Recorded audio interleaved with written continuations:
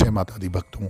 आज का जो वीडियो है ये उन सब भक्तों के लिए है जो माँ लक्ष्मी को पाना चाहते हैं या माँ लक्ष्मी का वास अपने घर में चाहते हैं और चाहते हैं उनका स्थिर वास हो और साथ ही साथ वो माँ लक्ष्मी की साधना करना चाहते हैं। जी हाँ, साधना मैं आपको विधि बताने वाला हूँ इस वीडियो के माध्यम से, कैसे आप माँ लक्ष्मी की साधना कर सकते हैं, उनको पा सकते हैं और करे हुए उनके इतने सारे उपाय कर करके आप तक के ऊपर धन संपदा की प्रगति नहीं होती भी है तो रुक जाती है या फिर कभी होता है कभी नहीं होता है या कुछ ना कुछ पैसों की दिक्कत परेशानियां चलती रहती है। तो इस वजह से जब आपको परेशानी होने लगती है और आप परेशान हो जाते हो तो उसके लिए ये साधना है और कैसे करनी है, क्या विधि है और क्या नियम है, सब कुछ इस वीडियो के माध्यम से मैं बताना जा रहा हूँ। तो ज़्यादा समय ना लेते हुए सबसे पहले मैं आपको माता लक्ष्मी की कुछ ऐसे रहस्य बताने वाला हूँ, कि कहानी बताने वाला हूँ कि वो उत्पन्न कैसे हुई, कैसे प्रकट हुई माँ लक्ष्मी, कैसा उनका जन्म हुआ और क्या उनके जो नियम है, क्या उनका नाम है, क्या उनका अर्थ है, क्या उनकी कहानी है, समस्त जानकारी इस वीडियो के माध्यम से बताने जा रहा हूँ। आप ध्यानपूर्वक इस वीडियो को सुनना, क्योंकि बहुत ही ये इंटरेस्टिंग वीडियो आपके लिए बना के लाया हूँ मैं और बहुत ही मेहनत के साथ बना रहा हूँ। उनकी सारी जो एक जन्म पत्रिका होती है वो मैं आपको इस वीडियो के माध्यम से शेयर करने जा रहा हूँ। तो जो भी लक्ष्मी माता को बहुत मानते हैं या नहीं भी मानते, मैं गारंटी देता हूँ इस वीडियो को सुनने के बाद वो माता लक्ष्मी को मानने लग जाएंगे और उनकी अपरंपार कृपा इस साधना के बाद उनको मिलने लग जाएगी। तो आइए जानते हैं माँ लक्ष्मी की वो कौन कौन से रहस्य हैं। तो पुराणों में माता लक्ष्मी की उत्पत्ति के बारे में विरोधाभास पाया जाता है कि एक कथा के अनुसार माता लक्ष्मी की उत्पत्ति समुद्र मंथन के दौरान निकले रत्नों के साथ हुई थी, लेकिन दूसरी कथा के अनुसार वे भृगु ऋषि की बेटी हैं। दरअसल पुराणों की कथा में छुपे हुए रहस्य को जानना थोड़ा मुश्किल होता है, इसे समझना जरूरी है। आपको शायद पता ही होगा कि शिव पुराण के अनुसार ब्रह्मा, विष्णु और महेश के माता पिता का नाम सदाशिव और दुर्गा बताया गया है। इसके बाद उसी तरह 3 देवियों के भी माता पिता रहे हैं। समुद्र मंथन में जिस लक्ष्मी की उत्पत्ति हुई थी, दरअसल वह स्वर्ण के पाए जाने के ही संकेत रहा हो। जन्म समय उनका क्या है? शास्त्रों के अनुसार देवी लक्ष्मी का जन्म शरद पूर्णिमा के दिन हुआ था। कार्तिकेय का जन्म भी शरद पूर्णिमा के दिन हुआ। कार्तिकेय कृष्ण अमावस्या को उनकी पूजा की जाती है। नाम क्या है? देवी लक्ष्मी। नाम का अर्थ क्या है? लक्ष्मी, यानी कि शब्द को 2 मेल से बना है, यानी कि 2 भागों में बांटा गया। एक है लक्ष्य तथा दूसरा है मी, अर्थात लक्ष्य तक ले जाने वाली देवी लक्ष्मी। अन्य नाम जो है उनके श्रीदेवी, कमला, धन्या, हरिवल्लभी, विष्णुप्रिया, दीपा, दीप्ता, पदाप्रिया, पदम सुंदरी, पद्मावती, पद्मनाभा प्रिय, चंद्र सहोदरी, पुष्टि, वसुंधरा आदि नाम उनके बहुत प्रमुख नाम हैं। उनके माता पिता कौन है? ख्याति और भृगु। ठीक है। भाई कौन है उनके? धाता और विधाता। बहन कौन है? अलक्ष्मी। पति कौन है? भगवान विष्णु। पुत्र 18 पुत्रों में से प्रमुख 4 पुत्रों के नाम हैं आनंद, करदम, श्रीध, चिकलित। निवास कहाँ है इनका? क्षीर सागर में भगवान विष्णु के साथ कमल पर वास करती है। इनका कौन सा पर्व होता है? दिवाली इनका पर्व है, जहाँ इनकी पूजा अर्चना और इनका भोग प्रसाद लगाया जाता है। कौन सा दिन इनका शुभ माना गया है? धर्म ग्रंथों के अनुसार शुक्रवार की देवी माँ लक्ष्मी को माना गया है, तो शुक्रवार के दिन इनकी पूजा अर्चना की जाती है, व्रत किया जाता है। इनका वाहन कौन सा है? उल्लू और हाथी। एक मान्यता के अनुसार भगवान विष्णु की पत्नी देवी लक्ष्मी का वाहन उल्लू है और धन की देवी माँ लक्ष्मी का वाहन हाथी है। कुछ के अनुसार उल्लू उनकी बहन अलक्ष्मी का प्रतीक है, जो सदा उनके साथ रहती है। देवी लक्ष्मी अपने वाहन उल्लू पर बैठकर भगवान विष्णु के साथ पृथ्वी भ्रमण करने आती है। 2 रूप है इनके। लक्ष्मी जी की अभिव्यक्ति को 2 रूपों में देखा जाता है, श्री रूप और दूसरा लक्ष्मी रूप। श्री रूप में वे कमल पर विराजमान है और लक्ष्मी रूप में वे भगवान विष्णु के साथ हैं। महाभारत में लक्ष्मी के विष्णु पत्नी लक्ष्मी एवं राज्य लक्ष्मी दो प्रकार बताए गए हैं। एक अन्य मान्यता के अनुसार लक्ष्मी के दो रूप हैं, भूदेवी और श्रीदेवी। भूदेवी धरती की देवी है और श्रीदेवी स्वर्ग की देवी है। पहली उर्वरा से जुड़ी है, दूसरी महिमा और शक्ति से। भूदेवी सरल और संयोग पत्नी है, जबकि श्रीदेवी चंचल है। विष्णु को हमेशा उन्हें खुश रखने के लिए प्रयास करना पड़ता है। माँ लक्ष्मी का बीज मंत्र मैं आपको बताने जा रहा हूँ। ओम ह्रीम श्रीम लक्ष्मी भ्यो नमः। इनकी व्रत और पूजा की भी मैं आपको जानकारी दे दूं कि क्या इनका व्रत और पूजा का नियम और क्या इनकी जानकारी है, तो मैं आपको बता दूं। लक्ष्मी चालीसा, लक्ष्मी जी की आरती, लक्ष्मी जी की महिमा, लक्ष्मी का व्रत, लक्ष्मी पूजन आदि दीपावली पर लक्ष्मी जी के और पूजा गणेश जी के साथ की जाती है। देवी लक्ष्मी की पूजा भगवान विष्णु के साथ ही होती है। जहाँ ऐसा नहीं होता वहाँ लक्ष्मी की बड़ी बहन अलक्ष्मी निवास करती है। अष्टलक्ष्मी क्या है? अष्टलक्ष्मी माता लक्ष्मी के 8 विशेष रूपों को कहा गया है। माता लक्ष्मी के 8 रूप मैं आपको बता देता हूँ। आदि लक्ष्मी, धन लक्ष्मी, धान्य लक्ष्मी, गज लक्ष्मी, संतान लक्ष्मी, वीर लक्ष्मी, विजय लक्ष्मी, विद्या लक्ष्मी। और माता लक्ष्मी का प्रिय भोग क्या है वो भी मैं आपको बता देता हूँ। मखाना, सिंगाड़ा, बताशे, ईख, हलवा, खीर, अनार, पान, सफ़ेद और पीले रंग के मिष्ठान, केसर, भात, ये सब आप माता लक्ष्मी को भोग स्वरूप चढ़ा सकते हो। माँ लक्ष्मी प्रसन्न हो जाएगी। और हम जैसे जानते हैं माता लक्ष्मी की जगह जगह प्रसिद्ध मंदिर भी हैं, तो वो तो आप लोग जहाँ भी जाओगे, जैसे लक्ष्मी नारायण मंदिर है दिल्ली में, लक्ष्मी मंदिर है कोल्हापुर में, अष्टलक्ष्मी मंदिर है चेन्नई में, और ऐसे कई मंदिर बने हैं। जैसे मुंबई में महालक्ष्मी मंदिर है और ऐसी कई मंदिर आपको जगह जगह देखने को मिल जाएंगे। धन की देवी देवी लक्ष्मी का घनिष्ठ संबंध देवराज इंद्र तथा कुबेर से है। इंद्र देवताओं तथा स्वर्ग के राजा हैं तथा कुबेर देवताओं के खजाने के रक्षक के पद पर आसीन है। देवी लक्ष्मी ही इंद्र तथा कुबेर को इस प्रकार का वैभव, राजसी सत्ता प्रदान करती है। समुद्र मंथन की लक्ष्मी में मैं आपको जानकारी दे दूं समुद्र मंथन की लक्ष्मी के बारे में। समुद्र मंथन की लक्ष्मी को धन की देवी माना जाता है। उनके हाथ में स्वर्ण से भरा कलश है। इस कलश द्वारा लक्ष्मी जी धन की वर्षा करती रहती हैं। उनके वाहन को सफ़ेद हाथी माना गया है। दरअसल महालक्ष्मी जी के 4 हाथ बताए गए हैं। वे एक लक्ष्य और 4 प्रकृतियों यानी कि दूरदर्शिता, दृढ़ संकल्प, श्रमशीलता एवं व्यवस्था शक्ति के प्रतीक है। और माँ महालक्ष्मी जी सभी हाथों से अपने भक्तों पर आशीर्वाद की वर्षा करती है। विष्णुप्रिय लक्ष्मी श्री भृगु की पुत्री माता लक्ष्मी थी। उनके माता का नाम ख्याति था। समुद्र मंथन के बाद क्षीर सागर में से जो लक्ष्मी उत्पन्न हुई थी उसका इनमें से कोई संबंध नहीं है। महर्षि भृगु विष्णु के ससुर और शिव के साडू थे।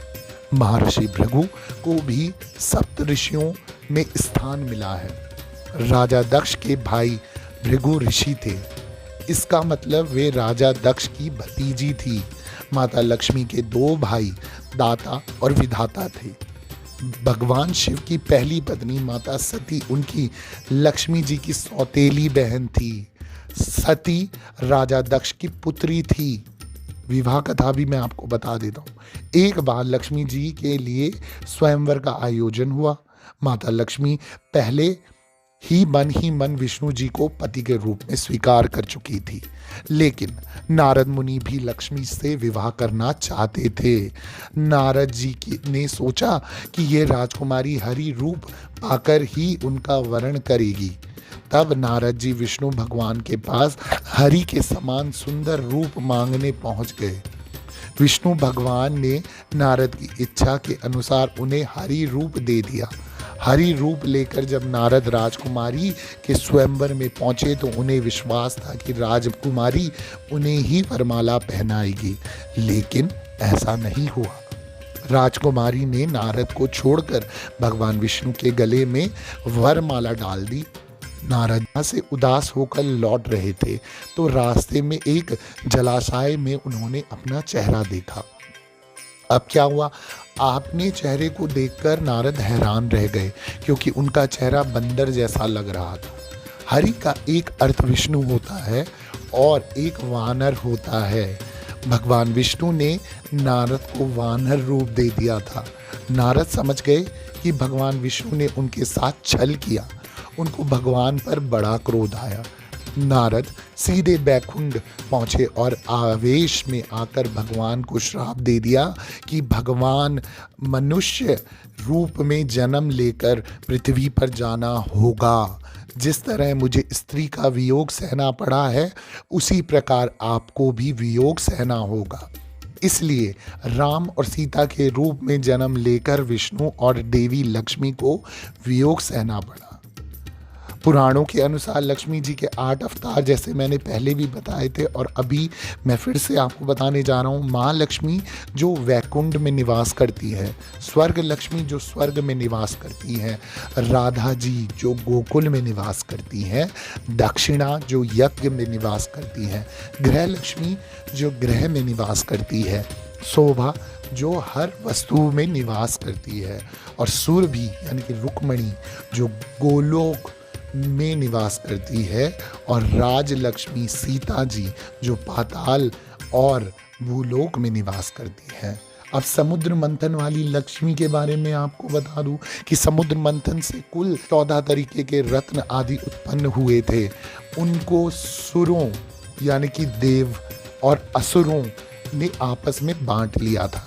पहले हलाहल विष निकला, फिर क्रम अनुसार कामधेनु गाय, फिर शवा घोड़ा, ऐरावत हाथी, कौस्तुभ मणि, कल्पद्रुम ग्रंथ, रंभा नामक अप्सरा। अप्सरा के बाद महालक्ष्मी निकली। कहते हैं कि महालक्ष्मी के रूप में सोना निकला था, जिसे भगवान विष्णु ने धारण कर लिया। इसके बाद वारुणी नामक मदिरा, फिर चंद्रमा, फिर पारिजात का वृक्ष, फिर 5 जंग, फिर शंख, फिर धन्वंतरी, वेग, औषधि और अंत में अमृत निकला था। समुद्र मंथन के दौरान लक्ष्मी की उत्पत्ति हुई थी। लक्ष्मी अर्थात श्री और समृद्धि की उत्पत्ति। कुछ लोगों ने इसे सोने यानी कि गोल्ड से जोड़ लिया था, लेकिन कुछ लोगों ने इसे देवी मान लिया था। समुद्र मंथन में उत्पन्न लक्ष्मी को कमला कहते हैं, जो 10 महाविद्याओं में से अंतिम महाविद्या है। अध्ययन से पता चला है कि समुद्र मंथन में निकली लक्ष्मी को वैभव और समृद्धि से जोड़कर देखा गया, जिसमें सोना, चांदी अथवा कीमती धातुएं थी, जो कि लक्ष्मी का प्रतीक है। लक्ष्मी और विष्णु के विवाह कथा भी मैं आपको बता देता हूँ कि कहते हैं कि समुद्र की पुत्री लक्ष्मी देवी थी, और जब लक्ष्मी बड़ी हुई तो भगवान नारायण के गुण प्रभाव का वर्णन सुनकर उनमें ही अनुरक्त हो गई और उनको पाने के लिए तपस्या करने लगी। उसी तरह जिस तरह पार्वती जी ने शिव को पाने के लिए तपस्या की थी, वे समुद्र तट पर घोर तपस्या करने लगी। तदंतर लक्ष्मी जी के इच्छा अनुसार भगवान विष्णु ने उन्हें पत्नी के रूप में स्वीकार किया। बोलो लक्ष्मी माता की जय। ये तो थी लक्ष्मी माता जी के बारे में समस्त रहस्य और जानकारी।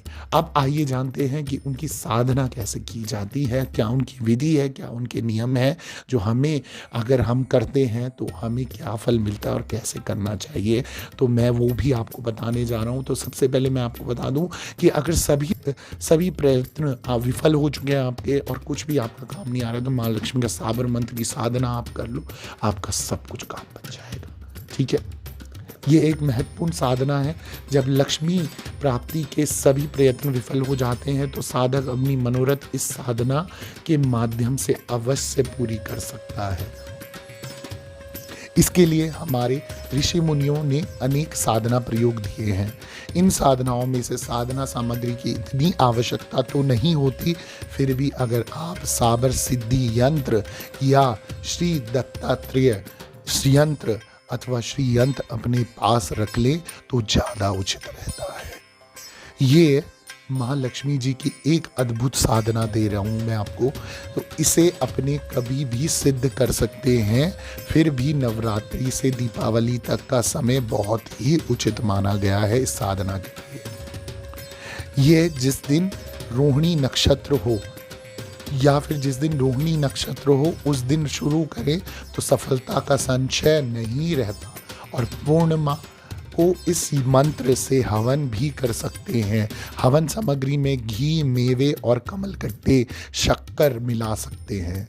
इसका हवन खुले आसमान के नीचे करना है, बंद कमरे में नहीं। अगर स्थान पर्याप्त ना हो तो किसी भी मंदिर में जाकर कर सकते हैं। वहाँ के पंडित को बोल दें, वो कुछ दक्षिणा लेकर हवन का प्रबंध कर लेगा आपके लिए, लेकिन मंत्र गुप्त रखें। इस साधना में लक्ष्मी को सौगंध दी जाती है कि वह हमेशा आपके घर परिवार में अपनी कृपा बरसाती रहे, धन संपदा की प्रगति होती रहे और हमेशा आपके कार्य में जो धन की वजह से रुक जाते हैं या रुक गए हैं तो उन्हें पूरा करती है और प्रत्यक्ष होकर आपके कार्य में आपको सहयोग देती है। आप इस रहस्य से भी परिचित हों। लक्ष्मी सागर मंथन से प्रकट हुई, जिसे नारायण जी ने वरा और लक्ष्मी के साथ चंद्र और अप्सराएं भी सागर मंथन में प्रकट हुई थी, जैसे मैंने आपको बताया था।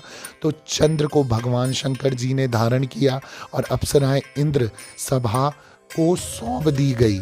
इस नाते चंद्रमा लक्ष्मी का भाई है। अब क्या है कि चंद्रमा लक्ष्मी का भाई है। इंसान को जब भी ज़रूरत पड़ी है वो किसी ना किसी प्रयत्न से उस स्थिति को पाना चाहता है जिसमें उसे श्रेष्ठता मिले और दूसरों का मोहताज ना बनना पड़े। इसलिए कई सिद्ध योगियों ने प्रयत्न कर ऐसी साधना विधियों का निर्माण किया है जो उसे एक श्रेष्ठ तत्व प्रदान कर लघु से महान बनाती है। विज्ञान के युग में समय के साथ वह क्रियाएं लुप्त होती हुई आप देख रहे हैं। इंसान इसी अध्यात्म की कमी से आर्थिक और भौतिक पक्ष में कमजोर होता गया है। असुरों ने मंत्रों से बहुत ही महान सिद्धि कर ली है और देवताओं से उनके अधिकार छीन लिए गए। तो शंकर जी को सभी मंत्र कीलित करने पड़े और इसी से काफ़ी प्रयत्न के बाद जब सिद्धि नहीं हुई तो ऋषियों ने कीलन की प्राप्ति के लिए तप किया और नाथ पंथ के योगियों, जिनमें श्री गोरखनाथ जी बहुत श्रेष्ठ सिद्ध पुरुष हुए हैं, उन्होंने साबर मंत्रों की रचना की और सिद्धियों को और भी सुगम बना दिया। यहीं से साबर रहस्य शुरू होता है। अलग अलग संप्रदायों में अलग अलग विधान है। जो ये साधना प्रयोग मैं आपको दे रहा हूँ, ये मैं नहीं कहता कि लक्ष्मी आपके समक्ष प्रकट हो जाएगी, मगर धन के नए नए आयाम बन जाएंगे और सुख सुविधा से आपका घर भर जाएगा। इतना धन होगा कि संभाल नहीं पाओगे, क्योंकि सभी सुख लक्ष्मी के रूप में आएंगे आपके पास। अब मैं आपको विधि बताने जा रहा हूँ, ध्यानपूर्वक विधि को सुनिएगा। इसे आप जो साधना है रोहिणी नक्षत्र में आप शुरू कर सकते हो और 21 दिन की ये साधना होगी। और दूसरी चीज़, बाकी अगर दिवाली पे करना चाहो दिवाली पे कर लो, होली पे करना चाहो होली पे कर लो। किसी भी शुभ दिन देखकर आपके महीने के जो शुक्ल पक्ष है उसमें प्रथम शुक्रवार को आप ये चालू कर सकते हो, शुरू कर सकते हो। कमलकट्टी की माला का प्रयोग करना है। 21 माला के मंत्र जाप करना है आपको। काले रंग के वस्त्र छोड़कर आप कोई भी कपड़े पहन सकते हो, बस धुले हुए होने चाहिए, साफ़ सुथरे होने चाहिए। जो साधना का समय होगा वो 7 बजे से लेकर शाम को 10 बजे रात के बीच में आपको करना होगा। अपने सामने आप एक चौकी बिछा ले, लकड़ी का जो पार्ट होता है वो बिछा लो, उसमें पीला कपड़ा बिछा लो, श्री यंत्र की स्थापना करो और उसकी पूजन करना है आपको। गुरु पूजन करना है, गणेश जी का पूजन करना है, साथ ही साथ नवनाथों को नमस्कार करना है और उनको आदेश कर कर बुलाना है। अगर मिल जाए तो दत्तात्रेय यंत्र की स्थापना ज़रूर कर लें। इसका कोई दोष भी नहीं लगता और पूजा भी आसान है। उल्टा सीधा जैसा भी रख लिया जाए कभी इसका दोष नहीं लगता, क्योंकि जो महाअवधूत तत्व सभी जगह व्यापक रहता है। अगर उनको याद कर धूल की चुटकी भी उड़ा दी जाए तो भी पूजा हो जाती है। इस यंत्र की महानता बहुत है और आपके पास अगर कभी धन की कमी हो जाए या कभी पैसों की कमी हो जाए तो इस यंत्र का आप प्रयोग करते हैं तो आप कभी धन की कमी नहीं आने देता ये। आप किसी भी तरह प्रयत्न कर इसे गुरु हाथ से ले लें तो बहुत ही श्रेष्ठ होता है। नहीं तो जैसा मिले गुरु जी के चित्र सामने रख पूजन कर लें और इसे घर में या पूजा कक्ष में स्थापना कर दें।